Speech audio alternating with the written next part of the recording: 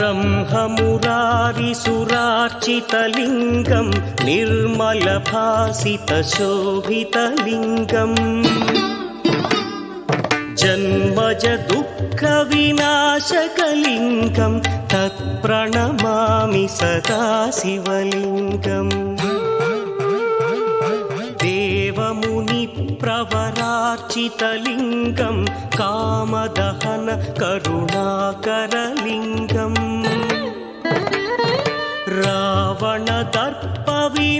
रावणदर्पविनाशकलिङ्गं तत्प्रणमामि सदा शिवलिङ्गम्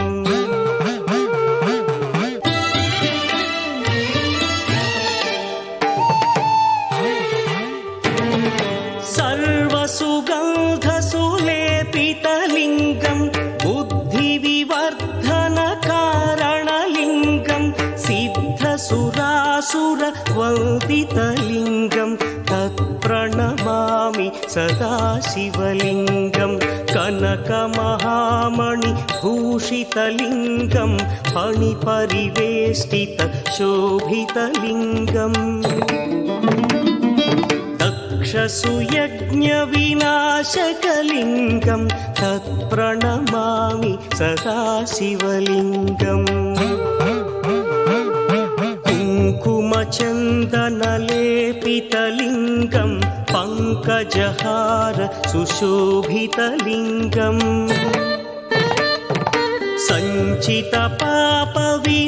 सञ्चितपापविनाशकलिङ्गं तत्प्रणमामि सदा शिवलिङ्गम्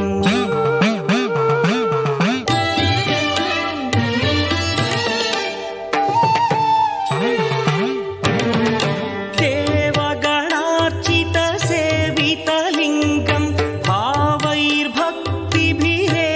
च लिङ्गं दिनकरकोटिप्रभाकरलिङ्गं तत्प्रणमामि सदा शिवलिङ्गम् अष्टदलोपरिवेष्टितलिङ्गं सर्वसमुद्भवकारणलिङ्गम्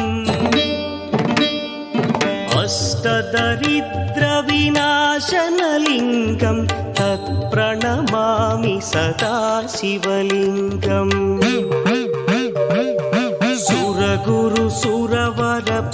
सुरगुरुसुरवरपूजितलिङ्गं सुरवनपुष्पसदार्चितलिङ्गम् परमपदं परमात्मकलिङ्गं तत्प्रणमामि सदा शिवलिङ्गम् लिङ्गाष्टकमिदं पुण्यं यः पठेच्छिव सन्निधौ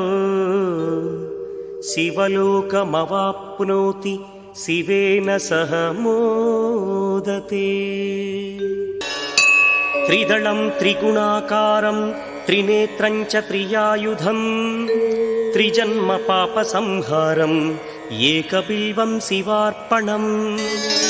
त्रिशाखैः बिल्वपत्रैश्च अच्छिद्रैः कोमलैः शुभैः तव पूजां करिष्यामि एकबिल्वं शिवार्पणम् कोटिकन्या महादानं तिलपर्वतकोटयः काञ्चनं शैलदानेन एकबिल्वं शिवार्पणम् काशीक्षेत्रनिवासं च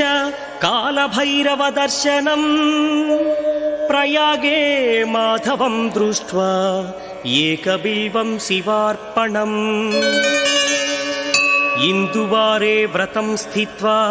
निराहारो महेश्वरा नक्तं हौष्यामि देवेश एकबिल्वं शिवार्पणम् रामलिङ्गप्रतिष्ठा च वैवाहिककृतं तथा तटाकादि च सन्तानम् एकबिल्वं शिवार्पणम् अखण्डबिल्वपत्रं च आयुतं शिवपूजनम् कृतं नाम सहस्रेण एकबिल्वं